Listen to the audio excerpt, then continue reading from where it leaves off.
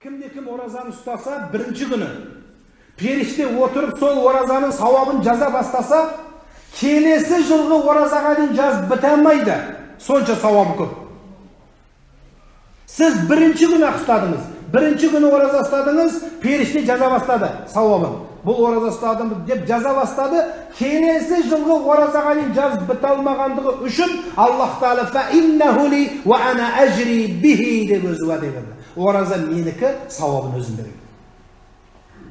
Расулуллах алейхиссалату вассалам сұрады, мүфлис деген кім деді? Мүфлис.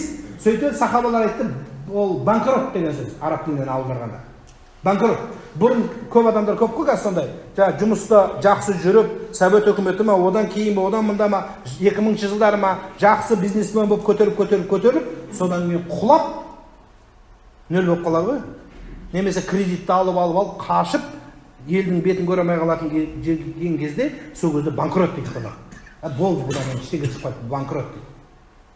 Пайғамбарымызға сахабалар сөйтіп айтты, мүфлис деген банкрот дейді. Сонда пайғамбарымыз айтты, жоқ деді. Мүфлис деген банкрот адам, сондай банкрот, Алланың алдына қарызбен кеткен адамдар банкрот деді.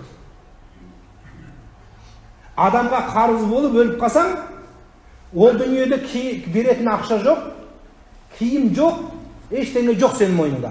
Енді беру керек, ана адам кеп тұр, қарызында кел деді. Сонда Аллах Тағала сенің сауабыңды жұлып алып тұрып, періштелер, мынаған қарыздың есебіне бере салады екен. Мә, қарыздың есебі жат. Енді бұл не үшін айтып тұрмын? Бүкіл сауап кетеді, намаз, бүкіл сауап кетеді. Тек қана бір сауапқа тисе алмайды екен. Оразаға ғана тисе алмайды. Өйткені Аллах Тағала өзі айтты да, мен берем сауабымды. Алланың еншісінде ғана дүние.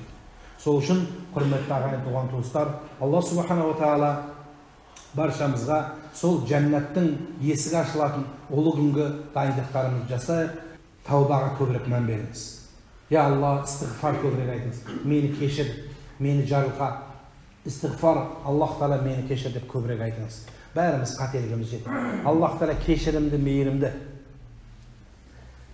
Аллаху афраху биттауаби абдиха.